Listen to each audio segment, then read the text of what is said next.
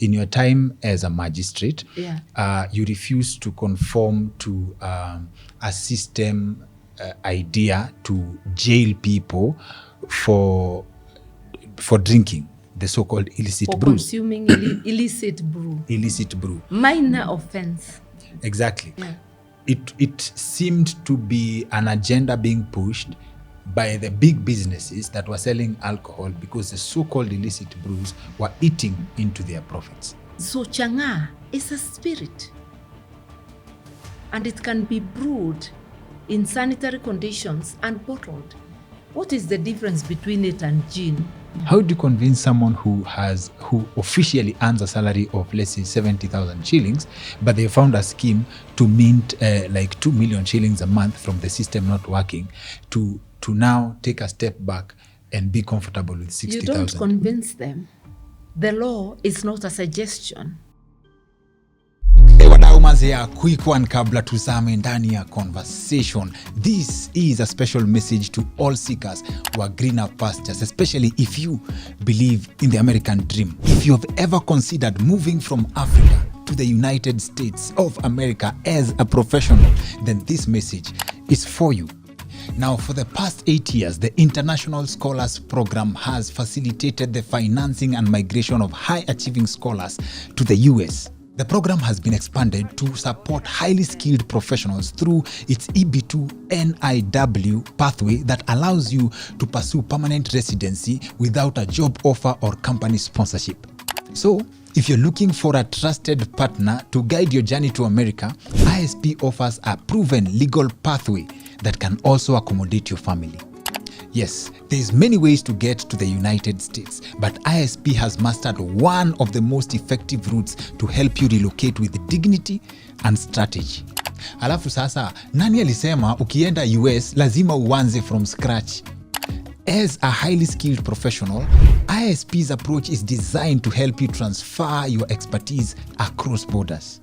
In simple terms, if you leave Kenya as a professional, you don't have to start over in survival mode jobs as you figure things out. Work with verified professionals, work with a system that understands your value. You can get in touch with ISP using the contact details on your screen. Consider yourself plugged. Our conversation is happening at Wojo. Wojo is a premium co-working space located in Upper Hill, Nairobi, Makiwa Hotel, formerly Crown Plaza, Manzi. If you or your business is looking for a private office, a place where you can hold business meetings, you need to consider checking out the offers at Wojo, and you can get in touch with the team at Wojo using the contact details on your screen.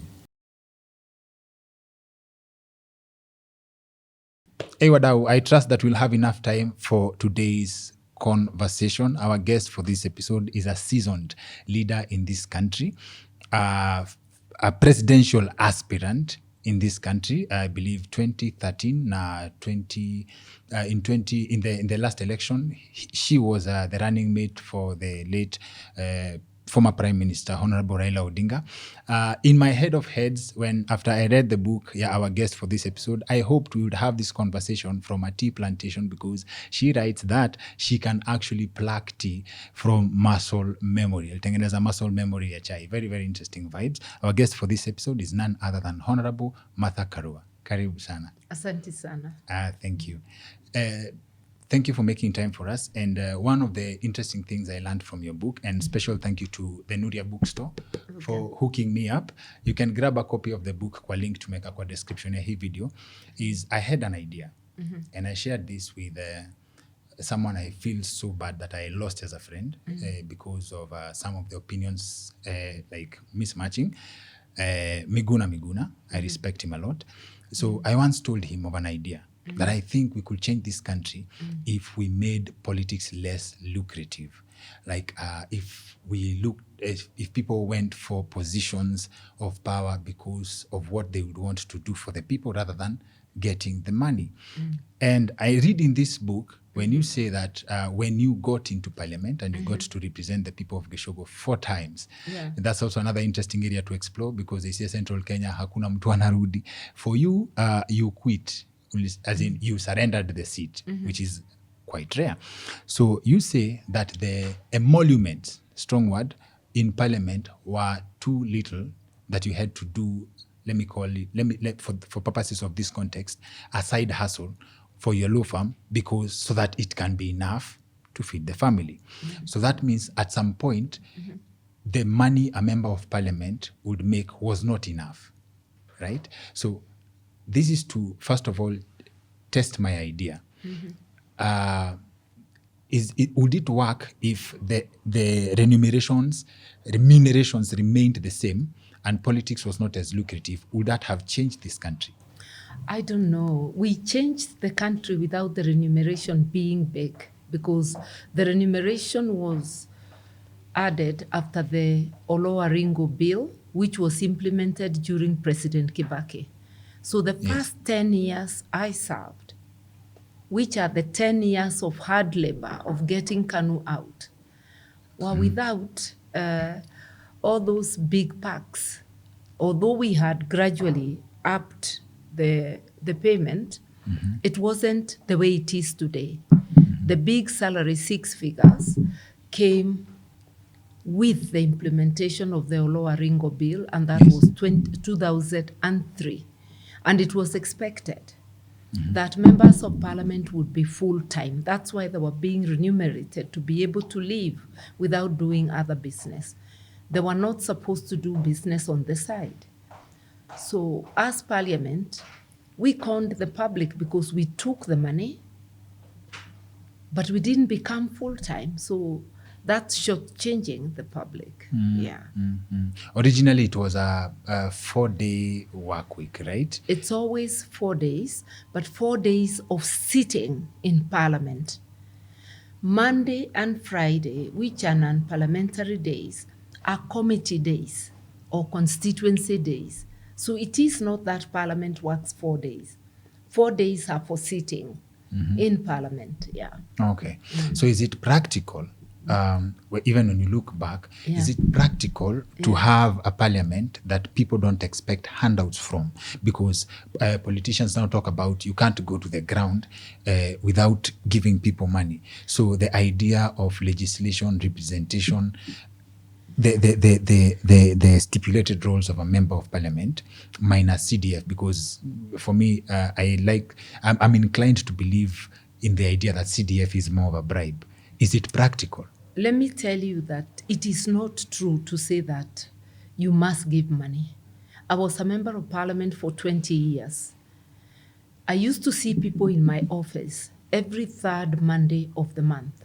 Yes. I could see up to 300 people. I did not give them money. I wasn't known for handouts. There is an occasional person who will tell you something that moves you, and you go back to the bag and give them something.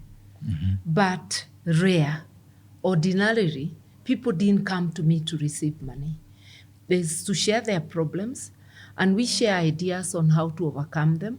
If it is something I could do, in my role as member of parliament, I take it up. And I write down and we agree how to communicate. Sometimes you forget and you don't do it. If they come next time, I tell you frankly that I forgot. And we devise a method of reminding me midway so that I don't come without an answer a second time. So it's not a must to give money. Giving money is a choice. And even when you give money, those who give handouts, how many people can you possibly give handouts? Even if your voting population is as low as 10,000, how many people can you really give money? Very few. Handouts are not a must. It is a habit created by politicians on a poor population to try and influence them. I think we must not give money. We must do our work of representation, oversight, and policy, Policy and legislation, those go together. So if you're not doing those, however much money you're doing, then you are earning for work not done. My 20 years, I was involved deeply in all the mandates of a parliamentarian, being a watchdog, representing my people, legislating, and creation of policy. And I didn't fail to go to the constituency to see them, albeit once a month is the day I would sit in the constituency office. My first 10 years, There was no CDF, no constituency office or money for it.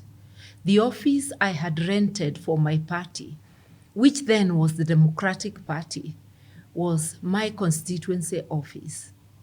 And that is where I saw the people every third Monday of the month. And everybody knew I would be there. I also would see people at my home. If they catch me there, not on the constituency day, because then they will be delaying me and there will be people waiting for me. And you devise a method, first come, first served. The names are written down. Maybe if there are groups, at some stage I'll choose to see the groups because they represent more people. If they're clergy, teachers, people who are holding other offices and may be keeping members of the public waiting for them, I may give them priority. But otherwise, strictly, first come, first served. And I found people easy to deal with. Even when you tell them you have no money to give them, they'll take it. Yeah. Just be upfront with them and they'll be okay. And they would understand your work to represent them in parliament, to discuss policy without actually pressuring you on roads that are supposed to be built. How was that happening? My oversight brought them the roads they wanted. Because we are talking, that time we didn't get roads to bitumen standards. It didn't happen in my constituency during the KANU era. But the roads could be graded occasionally and marrammed. And through my oversight, complaints, policing this type of marram, because sometimes they'll mix with soil.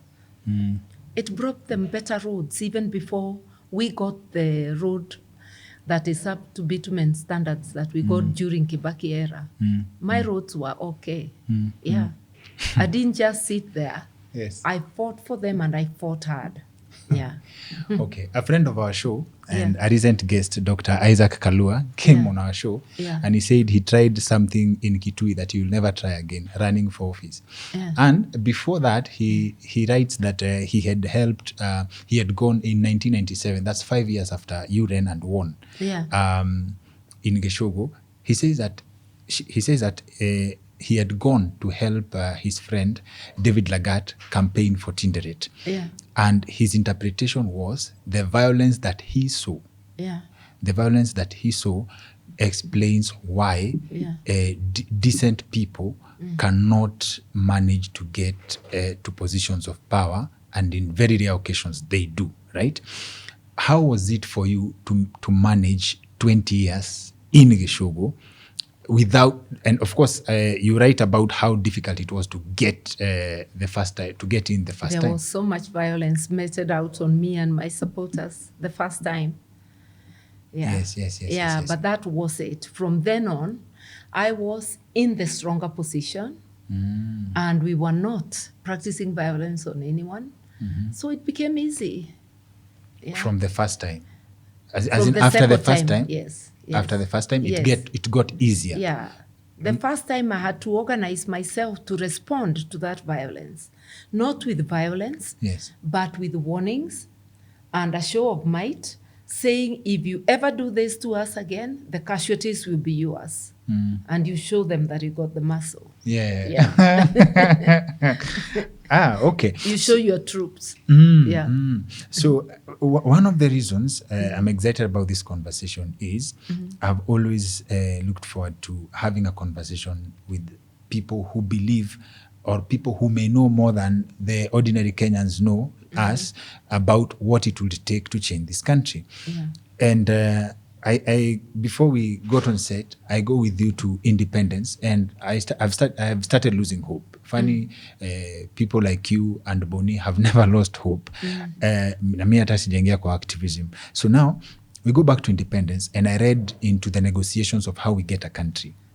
And you've said that people are focused so much on independence that you forgot the cost. We forget, as in they forgot the cost. For the cost that was incurred, imposed at independence. We did negotiate some parts. We were just told, you get it. This is the way we will do with the land. We'll give you money to buy it back, etc., etc. And you protect those who want to stay. And you protect those who want to stay. Yeah. And I tend to believe, in my opinion, that those, and you can correct me if I'm wrong, because I'm sure you've gone into that. Yeah. I have a theory that Mzee Jomo Kenyatta compromised for him to be released and to come to power because the negotiations and the team that they were to have and who were to be in power. Because when you go back to pre-independence, President Moi was among the people like the colonial government positioned to come to the reins of power under Kadu, in my opinion. And I find it to be more than a coincidence that he becomes president after Mzee Jomo Kenyatta and goes for 24 years. I'm struggling to accept that he did that without external forces. Would that be a correct assumption? Yes and no. Yes, he may have had his external backers, but the people who really matter are the internal. We must blame ourselves for the things that happen. It is us. When I say us, is collectively, who aided and abetted Moi, who aided and abetted the dark KANU era, who are aiding and abetting the William Ruto era, who aided and abetted whatever wrong things may have happened under Kibaki, under Uhuru. So we are the ones who aid and abet, because as a people, we have not learned to utilize our power, our sovereignty completely. When we learn that, we will be able to pressure leaders to step aside, to leave the seat. The Gen Z almost managed. They literally sent William Ruto packing. If Raila, the late Raila, had not steadied the ship. So it is possible that as our democracy develops, we shall be able to force accountability on leadership and to get leaders out even before the term is over, including members of parliament, and not necessarily through signatures, by making them outcasts. In the developed world, you saw Keir Starmer say that he will not resign. He will not leave his seat. He had said that initially. But within a week, it became untenable. And he now gave a plan of when he will exit, and he did exit. So if, I don't know the places you go to, maybe you have social groups, you have a club, you have friends. If everywhere you went, you were treated as an outcast, it would make you very sad. And you may have to give in. Yeah, that is social pressure, societal pressure. So we really have to find ways of holding people to account, calling them out, and pushing them to do the right thing. Yeah. Is that possible if we are divided at the level of thought? This is what I mean. Yeah. In terms of our perception of what leadership should be. Yeah. When a leader comes out and gives out money, people don't ask where that money comes from. When you sometimes they even know it's stolen. Or sometimes they know. It's their own money. Yeah. And I found this shocking. Yeah. I believe it was in 2013 when you were running for president. Yeah. You are required to declare your net worth. Yeah. And I remember paper writing that your net worth was 58 million then. 56. 56. To be precise. 56 million then. Yeah. You remember the reaction? Yeah. I thought, well, what have you been doing all this time? How did that make you feel, Kwanza? I was just amused. Because the person, most of those people saying that I should have done better, some may even be my age mates in good jobs, and they haven't done anything for themselves, but they think because I'm a leader, I should have done better. Okay? I do not have hiyo tamaa of amassing. So having a house where I live in, having a car to drive, just having the basics, I feel good. Yeah. Okay. So and you've not been tempted you've not been because most Kenyans don't believe that you can be exposed to money like that, let's say in government, and you don't steal, right? You And have to be a thief to steal. I'm not a thief, so I don't steal. I use what is mine. If the people had employed me and given me a salary, Yeah. I use that. Like everybody else, you want something extra, you may borrow from your cooperative. You may borrow from an institution if you're buying a house. I used to practice law. I got some money and I did the little things I did. Beyond that, I'm not in a race to amass. Okay. Yeah, I've been lucky to have enough to be able to educate, to be able to live averagely well, and that's it. I consider myself quite lucky. Okay, that's and it will be interesting for the Yeah. people who are excited about the ticket in the last election. People are like, having you on that ticket would bring a certain level of discipline and decorum Yeah. in the system. I'll But tell them just a minute. I'm now a presidential candidate. So put your vote where your mouth is. I'm available to serve you. and we wish you all the best. And so now Yeah. you become president, and in this system where again, when you look back at history, like if you've had a chance to read the autobiography of Mzee Jaramogi Oginga Odinga, it was published in 1966. He writes that wachana na the people you see, the minister, the people behind them, the people behind the scenes, that's the government. And that's where you find people who can bully even the minister. Yeah. Like those are the people who call the shots, Yeah. minus the face that you see. Yeah. And when you go to the level of a president, I look at a case like, for example, of our neighboring country, Tanzania. And they have a president who people celebrate, like he's getting things moving. Other people criticize him for so-called micromanaging, John Pombe Magufuli, Yeah, that is. Magufuli, yeah. Yes. And you're like, at some point, people are like, this is it, this is the direction, and then things end abruptly, right? Looks like a success story in the African context almost, but then it doesn't. So what would be your way to deal with this so-called system that's beneath the face that represents either ministry or under the A presidency? cleanup involves implementing rule of law, Yes. doing things as they are. Even in a social club, even in a burial committee, there are rules. You all can't speak at the same time. That's why there is a chairperson to give you the chance. Even in a home where there is no whatever, everybody cannot speak at the same time. If the children do, the mother or father will say, let this one start, everybody else keep quiet. You have to have some sort of order. In a country, those rules are the laws of the country. There are laws about how to use public finance. And I keep telling people, the manual for running a country called Kenya is the Constitution of Kenya. If it's about our values, the Constitution has them in Article 10.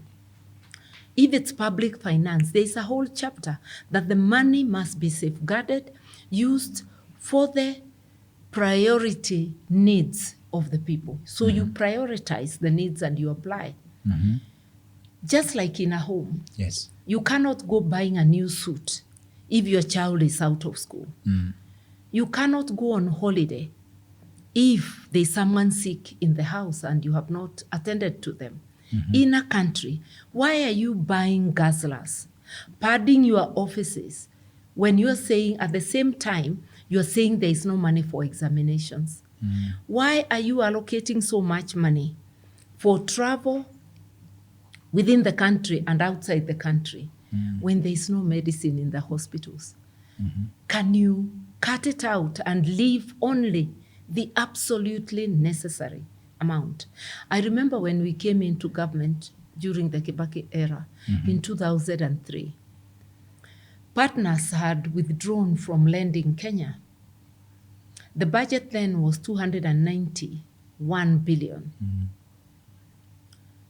We were able to apply that little money to the needs of the people And those who can remember know it's like fresh air had come into the country and the system started running once again. So it's not the amount of money in the budget.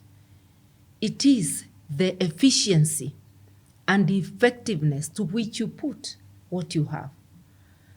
So what we fail to do, we keep saying in Kenya we do not have a revenue problem. It is not lack of money, it's how we spend it. We ignore priorities and we only remember about the ruling elite, keeping the ruling elite comfortable, availing them money to steal and squander, while we ignore basic needs of the people. What we need is discipline, and discipline comes about because you enforce the rules, which are the laws of Kenya. Okay. And that's what I would do. So you would not lack in medicine. There would be access to health in all public institutions without you having to pay. So in every dispensary, in every hospital, and we would utilize the money that is available to equip them with modern equipment, diagnostic and treatment equipment. Education, you invest in education. It is possible to give access to education to every Kenyan child at the expense of the state. I keep giving the example of Cuba. Cuba is not rated as a developed country in terms of money. They've been under blockade by America, and as soon as things were beginning to thaw comes Trump, they're back to the blockade. So their economy is affected adversely by that blockade. But Cuba has universal access to health and universal access to education from early learning to university. So it's a question of how you use your money. And even when you prioritize, are you putting that money to the best use? Or are you exaggerating things? You have heard people say that the Kenyan election are the most expensive in the world. True. Corruption, budgeted corruption. Our roads are some of the most expensive. Budgeted corruption. Our water projects. Everything in Kenya is so expensive. We price everything beyond our capacity. So instead of 10 roads, we will do one. Instead of so many water projects, we do just a few. We need discipline to stop stealing from ourselves, to ensure that those who steal get dealt with in accordance with the law, and it serves as a warning to others. And almost all institutions are now affected by corruption. As I sit here, I can tell you without batting an eyelid that EACC, Anti-Corruption Commission, is affected by corruption. Judiciary, the lawyers, we were on strike today, is affected by corruption. And as if to prove us right, one magistrate was arrested today by EACC in Muranga. Yes. So while they were asking why lawyers are complaining without proof, the judiciary itself provided the proof. Poetic justice. So what I'm saying is this: even institutions you'd not expect corruption are all, burdened by corruption. You go to the security agencies, the police. You go to the offices. You go to the NEMA, National Environmental Management Authority. Environmental impact assessment is like buying a new car or buying an aeroplane. If you go to the city council, there is an amount you must pay for license, but you'll be taken in corners until you lay something on the table. When you go to the health inspector to inspect your premises, the same thing. Everybody has a toll station. Even in school, the teacher will be telling you, even though you know somewhere you can buy the uniform cheaper, they will expel your child if you have not bought the uniform from school. So we need discipline to save ourselves from ourselves. And I'm saying that that's something I can do with this. When I was Minister for Water, water was affected by corruption in a very big way.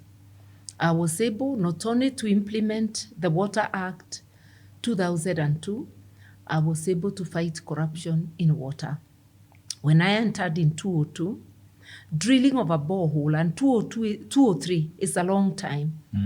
The cost of drilling a borehole was 6 million in the ministry, but outside the ministry, it was a fraction. Within a year, I was able to bring down the cost to 1.5. So you removed there is nani anasemanga ulitoa watu chapati kwa mdomo. This is it. And I was telling them, look, when the reforms succeed, you'll be the beneficiaries. Because if you are district water officer, you're most likely going to be the new CEO of the water company. And it will pay differently from the ministry. Those reforms are there up to today, although corruption is back in a big way in the Ministry of Water. That's why you hear dams costing 63 billion. So much, Corruption is everywhere, but it is possible to have a countrywide cleanup exercise affecting all three arms of government, affecting all key institutions, and breathing back life to an enterprise called Kenya and making it run like a going concern. Because now we are looking like a failed state, that instead of security, Ministry of Internal Security, we are having a Ministry of Internal Insecurity, where police are working with goons to terrorize people. Where the state is aware of goons terrorizing people, but they pretend they don't know. And they say they will act on goons. Yet some goons are being transported in police vehicles. Others escape in police vehicles. Others are seen in the media walking with the police. And we have, for the first time, seen freshly minted rungus, looking like they're coming from a factory, The government is investing in manufacturing. Yeah. I like that you gave an example with the water ministry. Yeah. My mom recently gave me one of my favorite examples, how we are a reflection of our leaders. Yeah. She goes to a restaurant, Yeah. and after you eat, there's a till number Yeah. that you pay via M-Pesa. So she notices that when the owner leaves, the employees have their own till number that They change it. Yes. Oh, God. So they have their own till number. So the hotel is theirs till the owner return. It's a paka akiondoka sort of scenario. Oh, God. So I'm like, this is the ordinary Kenyan. And that's so bold. Yes. We have reached there. Exactly. So now when you talk discipline, this is an example of this person's probably earning a salary of, let's say, 20,000 at the restaurant. But from that scheme alone, they can probably mint 50 or 80,000 from stealing from the owner. You come to government employee, it's a good example. I'll refer to your water story. Someone has found a scheme where by drilling a borehole and they can justify the cost at 6 million. When you come and revise the figure down to 1.5 million, they are losing 4.5 million, like upfront per project, and that's what they've been eating. So let me be the devil's advocate. When you say discipline, it's not easy. It means like countrywide reset. How do you convince someone who officially earns a salary of, let's say, 70,000 shillings, but they found a scheme to mint like 2 million shillings a month from the system not working, to now take a step back and be comfortable with 60,000? You don't convince them. The law is not a suggestion. It's a command. So you tell them, anybody deviating from the standards, we're going to come for you. And you also tell them that everybody will be responsible. Whether it's a cleaner, whether it's the clerk, the job you do, nobody else will answer for you. And you put in mechanisms of tracking what is happening. I used to tell my procurement officers, I will not interfere with you when you're procuring. But when you finish, I am going to audit. The file will come back to my desk for audit. So if this bottle of water is costing 30 shillings in the supermarket, If I find you bought it at 200, you'll be answerable. I tell them it is not an offense to save money for the government, which is public money. It is also required of you to use common sense, the same one you use on your own money.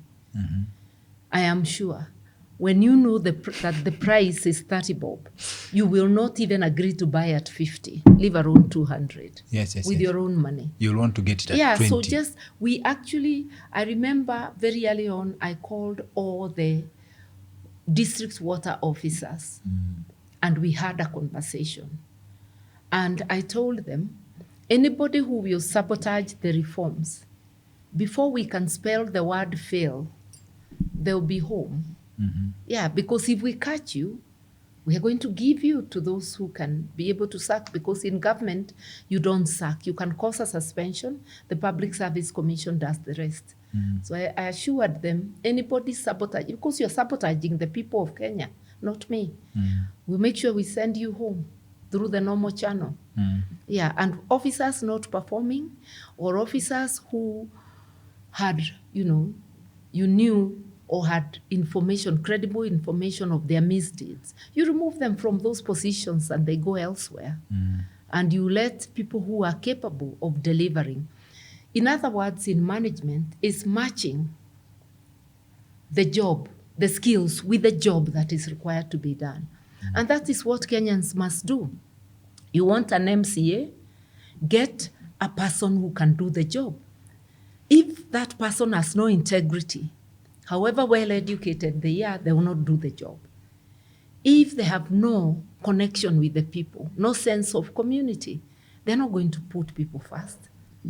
So you're looking not just at academic qualifications, you're looking at people who have empathy, people who have integrity to do the job, people who are people-centered, and people who have a sense of commitment. For those of us who have worked before for the public, you can look at what we have done with the positions we have held. Ask questions. Those who have never worked in public surely have worked elsewhere and are also members of the community. Yes. If you're known in your community as a person who is not trustworthy, why do they reward you with being a parliamentarian? This particular parliament, both at the national and the county level, there are very many people this season who have cases of economic crimes yet were elected. It is one with the highest rate. So I'm saying, ask about a person. Nobody comes to us for a job in Kenya from a different country. So we have means of finding out about every person. Do not just trust what I tell you.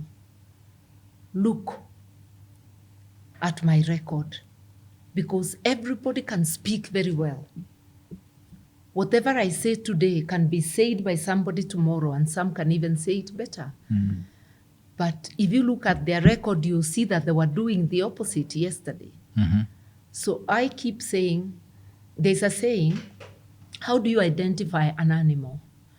By the sound it makes and by how it walks. If you listen to the sound only and ignore how it is walking, you might think it's a cow and it's a buffalo and it will come and gore you while you're waiting for milk. So look, for politicians, look, or leaders, look at what we say and look at our previous record. Then you can know who we are. Okay. Yeah. Some of the powerful things you've said from the start of this conversation have been said by Senior Counsel Elisha Ongoya when he appeared on our show. And to quote him on what I'm about to say next is, he said, you cannot make a good deal with bad guys. Yeah. Okay. To be fair to you, I have no recollection of you being mentioned in any form of corruption scandal. I don't have any. I like your Ministry of Water example, and that's a practical example to give in terms of reforms. But in the same cabinet that you served in, I read on the story of John Githongo in Michelle Arong's book, It's Our Turn to Eat. He writes very well of an account whereby some cabinet ministers in that same in that same ministry. Not were same ministry, in that same cabinet. Sorry, were involved in like the deep corruption scandal and Anglo-leasing. Yes. And he actually recorded them in a tape. And when he went to present to the president, he found that the president knows, and probably President Kibaki, that is, may have been involved. And that's why he ran to England. So what kind of support do you have in such a setup whereby this is the unit that is making decisions at the topmost policy levels, but you're sitting with people who are representative of the world, the opposite world to what this country should be? After Githongo left, I'm going to give you practical answer. After Githongo left and Anglo-leasing scandal came to the fore, Kiraito was moved from justice and I was given the Ministry of Justice. And what else happened? And Uhuru was then the leader of official opposition. Yes. And he did this report. He even went to UK to interview Githongo. Then he comes with this report that is damning and that implicates several cabinet ministers. And I'm the one, because I was deputy leader of government business, I'm the one who is going to receive the report in Parliament. And I advise the president, and I've said it in my book, as the Minister for Justice, that you've got to get these people to step aside from their jobs, or you suspend them while they're under investigation. Otherwise, we'll be seen to be acquiescing. And for the first time in the history of the country, Mwiraria voluntarily steps down as Minister for Finance on the first day. 2 days later, Saitoti Kiraito Murungaro step aside. And then in Parliament, I went and briefed the president that this report is calling for investigations. My docket, among other things, is policy on the fight against corruption. So I advised him what the report is calling for is exactly what we are doing. So I'm going to accept the report. The only thing I'm going to do is tell them they have made a mistake for alleging that you knew and the vice president knew, because I had read the report. But for the ministers, I'm not going to say a word. They can stand and say for themselves. They know better their ministries. We don't. So that's exactly what happened. And that diffused that problem, and investigations were done. Whether they were done well or not, that's a story for another day. But it is possible, even when you have colleagues in cabinet, for you not to be part of the wrong your colleague does, unless if there is paper trail to implicate you. Not everybody was part of the Anglo-leasing in the Kibaki cabinet, and those who were fell by the wayside. They were removed, even though some of them bounced back in cabinet after the post-election violence. The president didn't know? Well, all I can say is that when I read the report, there was nothing to indicate he knew. And from what I knew of procurement, as a minister, when there was procurement in my ministry, I also didn't know. But the permanent secretary would know, who is now the principal secretary. But there are some incidents you can do and interfere, which will show you knew and you are part of it. And that's what was making the ministers be asked to step aside. As a minister, I went to report many times when I was in water to President Kibaki of the work going on in the ministry. I never reported about procurement because that was with the PS. So from the reading of the report and from my own knowledge, unless if there was paper trail, it would not be correct to accuse the president of everything minister does. But if there is paper trail, then you can be able to say, yes, the president is involved. So in this case, they were not. There was nothing to show they were involved. And he agreed to take action against his ministers. Okay. You And have remember, later I resigned when I saw his resolve to fight corruption went down. Yeah. Okay. But for that time, the resolve was there. Okay. Okay. You've served to the level of a cabinet minister in the country, and if things went your way, you could have been the deputy president, or if we go to another direction, probably president. We don't know how There's life an works. opportunity ahead, which I'm seeking. We look forward to that. Yeah. We wish you all the best. Yeah. So now, when you tell us that Kenya does not have a revenue problem, Yeah. right? I believe you've drawn a map of what this country looks like. Yeah. And given a chance to be at the top, paint for us a picture as the ordinary people, what the discipline you're talking about means, and how much, for the person watching, with a simple mind like mine, paint for us a picture of what it would look like if certain things were done a certain way. The quick things: Yes. stop the theft, stop the corruption, stop the abuse of public funds, prioritize the needs, cut out all wasteful spending, excessive foreign trips, internal trips, rationalize the buying of vehicles only when absolutely necessary. And you can even agree on the category of vehicles to buy because you don't want to use money on guzzlers. Renovations of offices have rules of when it can be done. Because what happens in this country is that if ministers are shuffled, the office you are going to, your colleague had already renovated it. But people enter like they're entering a new house. Yes. You tear it down and you bring your own. You can even buy brand new sofas for you. That's what happens. That's what happens. When I went to water in 203, and the money was very little, and my PS went and padded his office, and he is telling me to pad mine because he's embarrassed. His office is better than mine. And I told him I will not have mine renovated. I refuse to have a new car bought for me. I'm saying let us serve first. Let us see how things are before we go to purchases.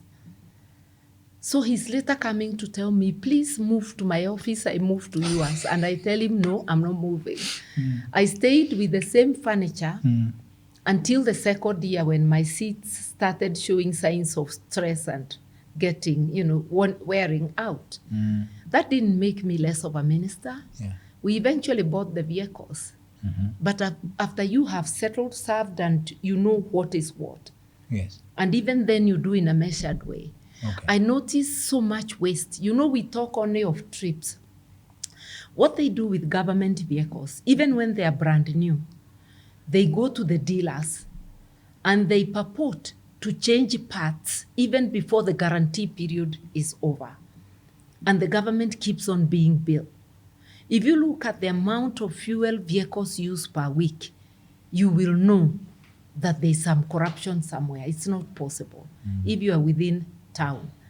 There's so many things that go wrong, so much abuse of public funds, and those are the quick wins where you can stop abuse of public funds. You will not micromanage, but you will tell your officers, anybody utilizing public funds recklessly in a manner not provided for by the law, and you read for them.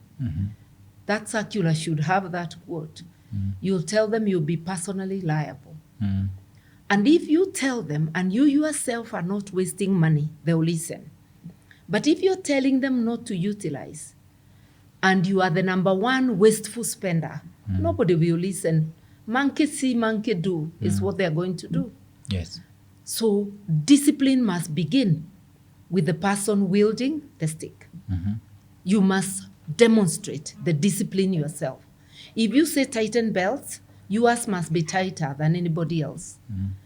Another area a lot of money is wasted, telephones. You find a person is calling beyond their monthly pay. What work could you possibly be doing unless if you are at the exchange? There's an officer I asked, how can you make calls that are more than your pay? More than your salary. Yeah. You know? Yes. So little things like that. And it's just, I had asked to see our telephone utility bills. So you question. So you tell people you are responsible Yes. for any wastage of public funds, and you'll be surcharged because there is such a provision to surcharge. And any PSs are accounting officer, principal secretaries. Anybody who spends beyond the budget, you'll not only be surcharged but removed from your position. Because why do we budget? So that people come and exceed. In your own home, can you spend what you do not have? No, you shouldn't. And when you go borrow money, if you spend it for another purpose, you are going to lose something valuable. If your home was collateral, you lose it. If it's your car, you lose it. You have discipline because you know the consequences. But with public money, you spend like there's no tomorrow. So it is easy to communicate, but you have to show the discipline yourself. I do remember Kibaki did not change laws for things to start happening. He just exhibited the seriousness of what he was saying, and things began to change. But then he had the Moi constitution. Everything, even the budget when we came in 2003, that was the budget, the last Moi budget. Just like when I take over after Dr. Ruto, it will be his budget. Yeah. And you can do the things Yes. if you get the chance. When we were preparing to take over with Raila, we had promised you free access, universal access to health, universal access to education, Cuba style. We had looked at the figures in the budget. We were going to start with that money and be talking of the deficit when we are already in motion, if any. Yeah, you just reorganize that money. Like health, a lot of money is left at the headquarters. Yet, the primary health care is at the county level. So that money must be reorganized in a way that you can equip the counties, you can enable the counties to equip themselves and have medicine, have doctors. We have a very high number of medics who are unemployed. Why don't we utilize the money well and employ them? Because we have a shortage of doctors in public facilities. Why don't we employ them to serve Kenyans? Instead of wasting money or having it stolen, let it serve the people. So the picture I'm asking to paint is, first, I agree with what you said, that people, there are no consequences.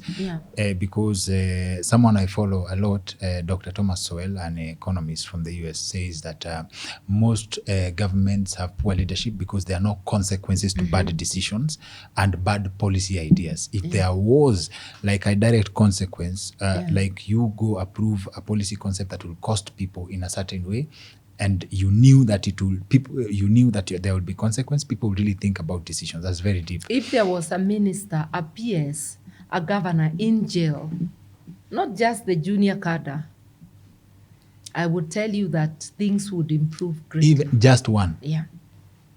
And not the circus of being jailed today and tomorrow you are out on bail. Yeah. And your appeal is never heard thereafter. There are several governors on bail and we have not had their cases coming up. Yeah. So you're saying with the same budget, it's very painful that as we speak, we continue taxing the little that is there. I saw a lady, Lois Kim, on social media. I saw her too. Complaining that they've added 1 million shillings on every container. That she's about to close down. Yes. I thought it was a joke. It was a joke, as in I didn't know how deep that goes until I had a friend called Steve, does spare parts, told me that they had bumped up the prices per CBM from 58 to 70 something thousand. That is his level. And today on my way here, a friend of mine has products stuck at the airport from China because they've added 3.5 million on every container. I believe it's every 40-feet container. So you don't even know how to do business from there. Dr. William Ruto is treating Kenyans as a walking ATM. So if your pockets, he has bled your pockets dry, he'll remove your shoes, your jacket. The way he's coming at us, even if you walked naked and funded his wasteful spending, he has no problem. Even if your children dropped out of school and you slept out in the cold. One of the principles of taxation is fairness. You must tax people what they can afford. Taxation is not a punishment. It is a contribution to the anticipated services from the government. So the contribution should not disable you as a payslip holder from fending for yourself and for your family reasonably. In Kenya today, payslip holders are enduring pain that you earn and your children will sleep hungry.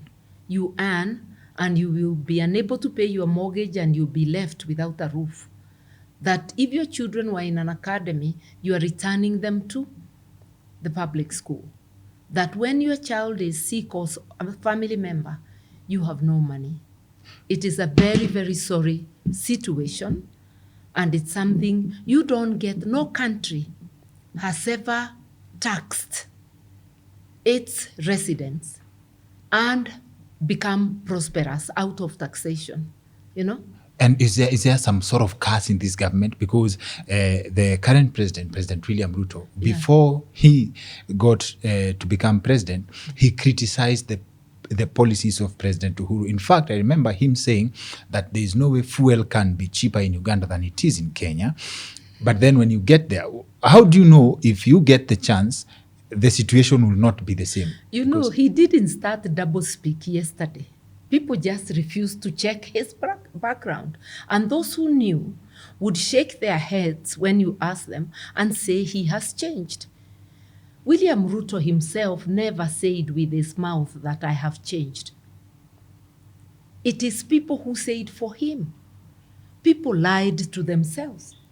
They heard what they wanted to hear. Do you remember Dee asking when people complained they were not fighting corruption? He said, we never told you that we will fight corruption, which is true. They never campaigned on an anti-corruption platform. Yet, you cannot develop without safeguarding public resources and therefore fighting corruption. Therefore, we knew, even educated people like me and you, some of whom supported him, they knew very well that those are lies. If you're not going to respect public resources, there's no way you can do the things you have said you will do. So it's not a what question, it is a how. Everybody can answer the what answer. It is how they do it. And if you can't fight corruption, because corruption is the one cancer today, together with its twin, impunity. Impunity is brought, the utadu culture, because nothing happens. So if we do not uproot that, and we can only uproot that by enforcing the law, even if I come with lofty ideas, we'll be unable to implement them. And there's a question you asked and I didn't manage to answer about public debt. Because I've said we do not have a revenue problem. It's an expenditure problem. What I mean is that the revenue we collect, applied properly, coupled with some common sense measures, is enough. Imagine most people have debts either with the bank or with the cooperatives. Your monthly needs for most people always exceed the available money. You therefore have to prioritize and see what can be pushed away for next month or for several months to come. You will begin with the most important things. If you pay rent, you begin with rent. Food, education, health, and you pay debts because you do not want to be in bad books. In Kenya, if we find we cannot pay all the debts because we are spending too much money on debts, it's unsustainable. We can restructure the debts. We can also rationalize the debts. We must be able to say these are odious debts. Odious debts are illegitimate debts which we can refuse to pay and litigate in the international court. We can halt payment. The debts that are legitimate and we have to pay, we can restructure so that we are able to do the things that will help us to pay them. And then internal borrowing. If you are in a hole and you desire to get out, you must stop digging. Because if you continue digging, you'll sink further instead of coming out. The same with public debt. We must stop borrowing. This appetite for public debt must stop. We are borrowing for recurrent expenditure, and the law says you only borrow for development. We are borrowing externally, and when it delays, we borrow internally, thereby crowding out local businesses from getting loans from the same banks, because government borrows at a higher rate. So the banks will hold money to loan government instead of loaning businesses.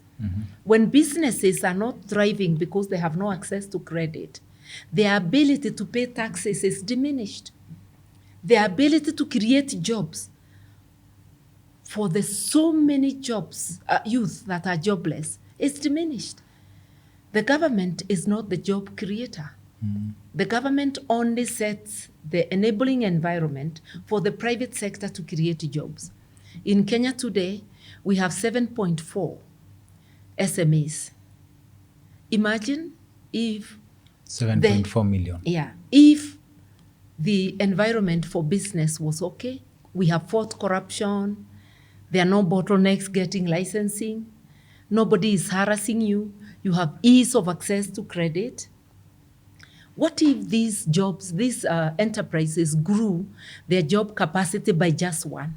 Those are 7 million jobs on the table. There are many things we can do. I go to government offices and I'm seeing furniture from Asia. We have so many carpenters. We have so many SMEs making beautiful furniture. What if we had a policy that all government institutions and agencies will buy locally? If we don't like their finish, can we have a partnership where they access credit to buy the machines that will give you the desired finish? They would say that the blockage, the introduction of new taxes for importers is to promote local producers. But I see there's a flaw in that. Introduce taxes, because there are people, you are not going to stop individuals who want to buy furniture from abroad. I am talking of the largest business entity at the national level and at the county level, that is the government.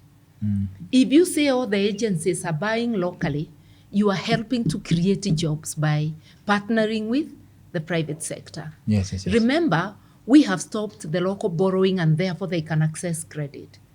So they're capable of expanding or getting better machines to do their work. What if we also partner with the artisans and all the beds in our public utilities, whether it's colleges, hospitals, are made locally? I'm just giving examples. I'm following. And if they don't have capacity, partner with them and give them the capacity. How can we have army uniform made from abroad when we have so many tailors from Kenya? Little things. So deliberate policy, not just double speak that you're promoting made in Kenya, by Kenya. We want deliberate policy. And for me, I look at our policies and I see the policy to give the big investors tax holiday. That if you invest 3 billion, you get a 5-year or 3-year tax holiday in Kenya. I would deliberately give SMEs and especially youth-led businesses a 2-year tax holiday. And you also work with them to support them in training, in bookkeeping, because they are going to then enter the tax, whatever. You are widening the base in 2 years, and you're giving them time to survive. Not squeezing every business coming in until they close, until old ones close. it is possible for us to get out of where we are. We are in a very bad situation, but it is possible. And even in security, we can improve our security as Kenyans. Goons are coming from our neighborhoods, from our families, in the estates where people live, in the mutaa. That's where everybody is coming from. Some are coming from the posh areas because we have seen their goons who are in higher, or people behaving like goons and they are in high-ranking jobs. The policemen who are disobeying the law are our brothers, our sons, our relatives or friends. We must start talking to each other. Let us refuse to cheapen human life.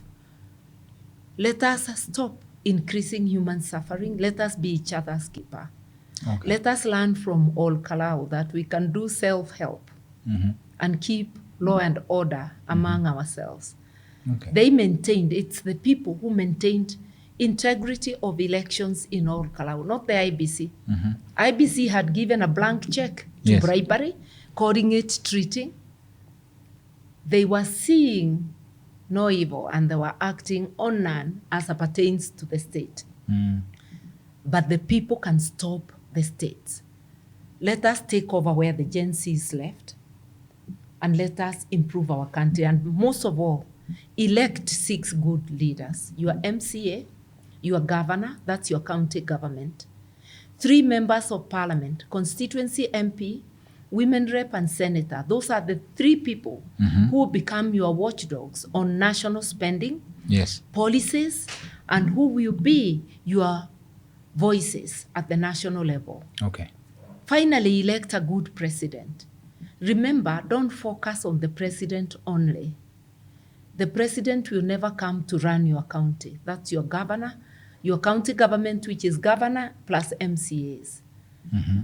Let us do the best we can to give ourselves the leaders we deserve, leaders who can take us forward. Thank you for that. And when I look at the situation that we are in right now, I wonder if the president watches the conversations by Kenyans and the ideas, wouldn't it make him popular by just poking those ideas? Kama the example ya SMEs, it's 7.4 million. Just bump it up, create an environment that just by one, instead of looking for 1 million jobs, that's like 7 million jobs there. How hard is it to poke an idea like that one? I think it is just sometimes as the political class, we can become suicidal. You are already in a situation where you are used to dishing out money, and there is no shamba where you plant money. This money is coming from exchequer. The more you give, the more desperate you become when you look at the numbers, and you continue morphing money from everywhere. And when you are telling civil servants around you to also do the same and to go on errands for you, everybody will be on a stealing spree. So every year you are increasing taxes, not to serve Kenyans, but to fund your gravity train and your bribery machinery because you think that's how you will get votes. It's almost suicidal. It is not that. I think Dr. Ruto would know that when you're in a hole, you stop digging. But he may not be stopping to think about that. He may almost now be on a roll, just doing the things he must do. And I also say history, because these are people who are exposed. They know in history that no dictator has ever defeated the will of the people. It's a question of when, not if. So whatever you do, there'll come a day you'll not be in power. So if you go fighting your people, fighting everyone, where will you end up? Where will your relatives end up? And you don't have to go out of power because the years have finished. God can take any one of us at any time. And if not, voters can also remove you. And we have seen even those with strong armies like al-Bashir removed and sent to jail. We saw the lady in Nepal. The police shot over 300, not the police, the army.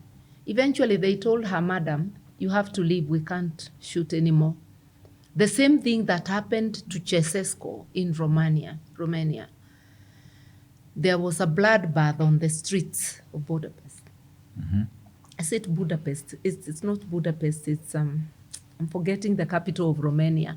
And finally, the army told Ceausescu, you have to leave. And they provided him with a helicopter to leave the palace and to go to an outer post, where he was promptly arrested, tried, and within 2 hours executed. Isn't it better to be out of power, but in a stable country where you can live peacefully?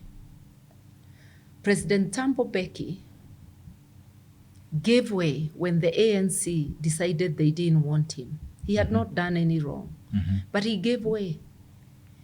He lives a comfortable life in South Africa, does democracy work in South Africa and around Africa. It is his country. He had done no wrong, but he respected the wishes of the people. Why can't we start that culture?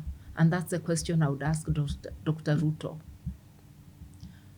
Why don't you stop goonism? Work with Kenyans, stop goonism. If Kenyans don't want you, as they have shown, retire. Go back to your many enterprises. Because now it's not just the chicken farm, it's many, multiple enterprises. Go back to your enterprises as a civilian. But you need a country to live in. I've been out of office for the last 14 years, since 2013.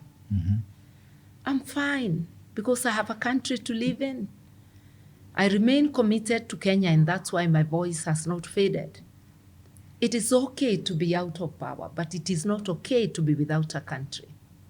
That's what I would tell all of us. Interesting submission. But I have seen the world of politics. Yeah.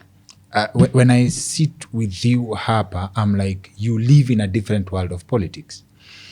I was speaking to, as in, and correct me if I'm wrong, I have accepted that when you enter the murky world of politics, it is a totally different world. The games people play to win the seats, they call it a dirty game, right? It's the players who are dirty, not the game. It's the players who are dirty. And you can choose to play it with your own standards. I have been in politics for over 30 years. I played to my standard. With the risk of other people, everyone else playing dirty. Yes, they all play dirty, and it's not always that they win even when they play dirty. But we have reached a stage where Kenyans have elected those who play dirty and rejected many of those who don't play dirty. I talked about the last elections and the composition of the national and county parliaments. And some people would say Kenyans are overrepresented because we are like, when it comes to the constitution, for example, the governor and the pomp that surrounds them, and the MPs, the MCAs, and that whole system of governance, is just that we are greedy. So at some point, it's not necessary because the cost is very expensive. Trust currency in Kenya is very expensive because that's why our elections are also very expensive, because we do not trust ourselves to make the right decisions and to stick by that. And some people would argue that we are a young democracy, not like... I would say budgeted corruption is what makes elections expensive. Not and here the issues. IEBC is guilty of budgeting corruption. Okay. Yeah. So now... let's look at our software as a people. When you go to 2002, we are told that the skirmishes of 2007 were not 2007, they were 2002. And the narrative is that when the new government comes in, Moi had entrenched a system for 24 years. So when the new government comes in, the NAC government, there was a purge of the Moi people who had held on to the positions of power. So by being kicked out of these low positions and this speaks to the question of tribalism in Kenya and why people are obsessed by a member of your tribe becoming president as a symbol of or the designation of hope that you are going to get development because your person is there. So in 2002, when you and the new cabinet by President Kibaki. President Kibaki come in, you purged them, mukawatoa kwa viti because we are fighting corruption, and they were mad. So that's what culminates to 2007. No, I think those stories are jamba. Yeah. Kenya was ranked as the most hopeful nation during that Kibaki era. The fallout in government came as a result of 2005 referendum. And then when those who opposed the 2005 constitution, the Wako draft as it was called, were thrown out of government, they went and crafted a tribal narrative of 41 versus 1. Which seems to be creeping back. And did a campaign poisoning the country. Even today, it is politicians who are crafting tribal narratives. I want to tell Kenyans, your tribe never puts food on your table. You sleep hungry when your tribesmen are throwing food, and that applies to all tribes. You go to Kibera today, all tribes are represented in that informal settlement, united by their poverty. The same Mukuru, Kwajenga, Kwaruben, and Mathare. You go to Lavington, Muthaiga, and Runda. All tribes are represented, united by the fat pockets that they have. Your tribesmen will remember you and talk about your tribe when they need you to prop them up. Yet, on a daily basis, the person who will rescue you if there was a fire is your neighbor, who is not even your tribesman. The person who may feed your child is your neighbor, who is not your tribesman. So this tribal narrative, we must reject it. And our young people, the Gen Z, demystified it. And there are many times tribal narrative has been introduced. You saw the hashtag, we are all Kikuyus. Those were the Gen Z saying, take away your tribal nonsense. It's not about tribe. Yes. It's about policies. It's about hurtful actions to citizens. Even when one person from a community is sacked for misdeed, it's not a community that is sacked. If a man is CEO and is from Kirinyaga, now not even the whole of Kikuyu land, is from Kirinyaga, when he is on the seat, the poor person in Kirinyaga, are they rejoicing at the end of the month with them? No. When he is sacked, how does it become their affair? Let everybody carry their whatever, but let there be fairness, everybody be judged by their actions, and services be open to everybody, irrespective of social standing. Let us be equal under the law. And let us prioritize our needs as Kenyans. I hope we get another chance to go into the 2002 because Joe Hamisi's submissions into what happens around that time, and he writes that Kibaki was advised that if he wants to make any meaningful development in the country, he should not work with politicians. So when he gets in office and then he decides to work with technocrats and professionals to do the work, he had to go back on the deal he made with his fellow politicians, and that's what brings. That is his testimony. I have my book. We can discuss what's in my book. Because I don't want to answer for Joe Hamisi. So not answering for him, but you are in the center of what was happening around I don't share his view. Okay, thank you. So before we close, one final thing, one of the mind-blowing concepts that I found in this book was in your time as a magistrate, you refused to conform to a system idea to jail people for drinking the so-called illicit brews. Consuming illicit brew. Illicit brew. Minor offense. Exactly. So now I get, and correct me if I picked the wrong idea, and this is why I found it mind-blowing. It seemed to be an agenda being pushed by the big businesses that were selling alcohol because the so-called illicit brews were eating into their profits. Will that be an accurate assessment of weaponizing of the judiciary? And when you get a chance, you were a magistrate at some point, and you also get a chance to be a minister of justice. What did you do different, knowing that you had served at the level that you knew what the system was? Thank you. Long before I became Minister of Justice, as a first-time Member of Parliament, during the IPPG in 1997, we removed the criminalization of local brew. And we said if you make busa in your house for domestic consumption, it's not a crime. Okay, so I have done something at policy level. Yes. Beyond that, given a chance, I would do what Uganda has done, what Tanzania has done, helped the locals to brew in sanitary conditions and to bottle waraji and konyagi. You see? So changa is a spirit. And it can be brewed in sanitary conditions and bottled. What is the difference between it and gin? The colonizers killed local brews and criminalized them while bringing theirs. I would make that an industry so that our people don't have to die mixing chemicals that are not right, that make them blind with alcohol, so that you let people drink the alcohol they can afford. And that will not make them drunkards. It will just make them take something that is better brewed. And those people who are brewing it, that's an economy on its own. And it never dies even though we criminalize. You know that. Yeah. Okay. So those are some of the little things that can be done, apart from improving the lives of the people, opening up the economy, ensuring that they get access to education, to water, to electricity.